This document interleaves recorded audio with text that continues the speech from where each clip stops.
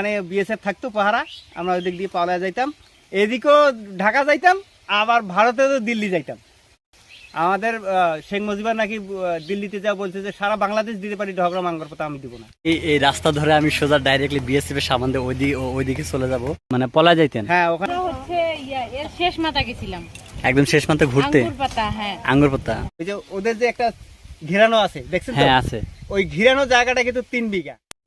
ভারতের বুকে এক টুকরো বাংলাদেশ কথাটি ভাবলে মনে পড়ে লালমনিরহাট জেলার পাটগ্রাম থানার বুড়িমারি উপজেলার 3 বিঘা করিডোর বা আঙ্গরপোতা দহগ্রাম। পৃথিবীর বুকে এমনও কোনো জায়গা আছে বলে আমার মনে হয় না। এক রাষ্ট্রের ভিতর অন্য একটি রাষ্ট্র দখল করে নিয়েছে। হ্যাঁ বন্ধুরা, ভারতের বুকে বাংলাদেশের জায়গা দহগ্রাম বা 3 বিঘা করিডোর। পাসপোর্ট ভিসা ছাড়াই বিজিবি ও বিএসএফ এর সামনে দিয়ে ভারত পাড়ি দিয়ে যেতে হয় বাংলাদেশে। এই আশ্চর্যময় জায়গায় যাচ্ছি ভিসা পাসপোর্ট ছাড়াই। ভারত ও বাংলাদেশ ভ্রমণ করার স্বাদ উপভোগ করতে হলে ভিডিওটি আপনার জন্য। তো আর দেরি না করে চলুন উপভোগ করি ভারত এবং বাংলাদেশ সীমান্তের ভিডিও।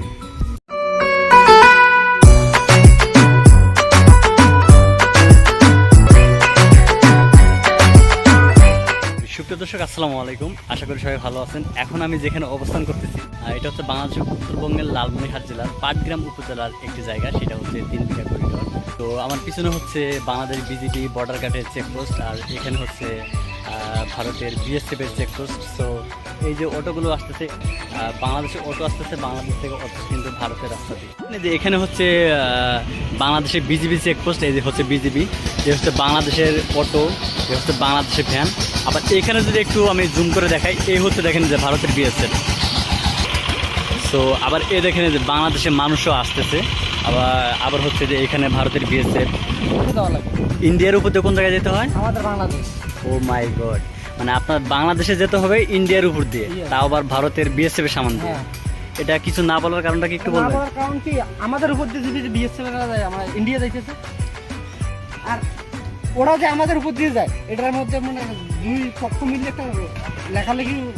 এখানে শুধু আমি এখানে অনেক দূর দূরান্ত থেকে মানুষ এখানে দেখতে আসে, ঘুরতে আসে।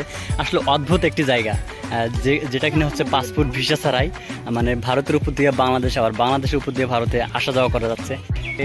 এই যে অটোটা আসতেছে বা অটোটা যাচ্ছে, এটা কিন্তু এখন বাংলাদেশ পার হয়ে ভারতে ঢুকলো, আবার ভারতের রাস্তা দিয়ে কিন্তু আবার সে বাংলাদেশে চলে যাবে।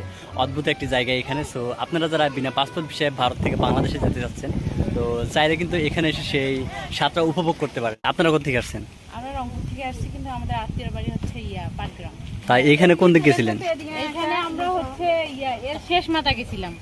বন্ধুরা, এখানে বিভিন্ন জায়গা থেকে মানুষ ঘুরতে আসে, দেখতে আসে। সো আপনারা চাইলেও কিন্তু আসতে পারবেন। এখানে হচ্ছে দেখেন এই যে এইখানে দেখেন এই যে বিএসএফ দাঁড়িয়ে আছে, এই যে এখানে বিএসএফ দাঁড়িয়ে আছে। সো এখানে বাংলার মানুষ, বাংলার অটো, সো মানে তাদের সামান দিয়ে আসতেছে অনায়াসে বিনা পাসপোর্ট ভিসায়। সো কোনো বাধা বিঘ্ন নেই এখানে।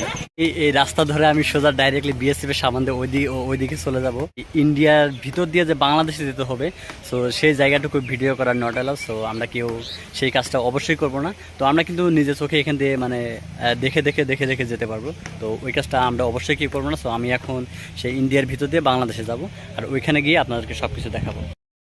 তো বন্ধুরা, আসলে কিন্তু এটা অদ্ভুত একটা জায়গা, মানে যেটা আপনাদেরকে বলে বোঝানো যাবে না। যে এখানে 3 বিঘা করিডোর, অর্থাৎ দহগ্রামের একজন স্থানীয় লোক পাইছি। তো তার সাথে একটু কথা বলবো এখানকার এই জায়গা বা এই 3 বিঘা করিডোর বা দহগ্রাম নিয়ে একটু ডিটেলসে তার কাছে একটু শুনবো। ভারতের মাঝখানে এটা কিন্তু চারপাশে ভারতের মাঝখানে অল্প একটু জায়গা বাংলাদেশ। তো এই বাংলাদেশের ভিতরে আপনারা কিভাবে আসেন বা কিভাবে আবার বাংলাদেশে যান, কোনো পাসপোর্ট ভিসা লাগে কিনা যদি একটু বলতেন। পাসপোর্ট ভিসা কিছু লাগে না, এই যে গেট হয় নাই, তারপর তখন আমরা কিন্তু পালাই যাইতাম, মানে পলা যাইতেন। হ্যাঁ, ওখানে বিএসএফ থাকতো পাহারা, আমরা ওই দিক দিয়ে পালা যাইতাম, এদিকেও ঢাকা যাইতাম, আবার ভারতে দিল্লি যাইতাম। মনে করেন এই গেট পার হইলে আমাদের, এটা তো দহগ্রাম বাংলাদেশ, গেট যখন পার হয় পরিচয় দিয়ে আমরা দহগ্রাম থেকে আসছি। আচ্ছা, আমরা চলে গেলাম ঢাকা। আবার যখন ইন্ডিয়া থেকে যান, ইন্ডিয়া থেকে তো ওরা তো জানি যে এটা দহগ্রামের মানুষ বাংলাদেশ যাইতে পারে না, ওখানে তো আমাদের বিএসএফ পাহারা আছে। আচ্ছা, তো এগুলো তো আমাদেরই হাট বাজার করবে। তাহলে আপনার মতে একটা কথা জানতে চাই, এটা যা হচ্ছে মানে একটা দহগ্রাম মানে ছোট্ট একটি জায়গা, মানে ভারতের বুকে, হ্যাঁ। ভারতের বুকে ছোট্ট একটি জায়গা। তো আপনার মতে এটা বাংলাদেশ, মানে এখন কিন্তু এটা বাংলাদেশ, হ্যাঁ। তো আপনার মতে এটা বাংলাদেশ হলে ভালো হতো নাকি ভারত হলে আপনাদের, মানে আপনার কাছে কোনটা ভালো হতো? না না, আমাদের বাপদাদারা তো তখনই ছাড়ি দেয় নাই, যখন ভারতের নির্যাতন শিকার হতো হ্যাঁ, তখনই এটা ছাড়ি দেয় নাই যে এটা আমাদের বাংলাদেশ, বাংলাদেশ হতেই হবে। বাংলাদেশেই থাকবে।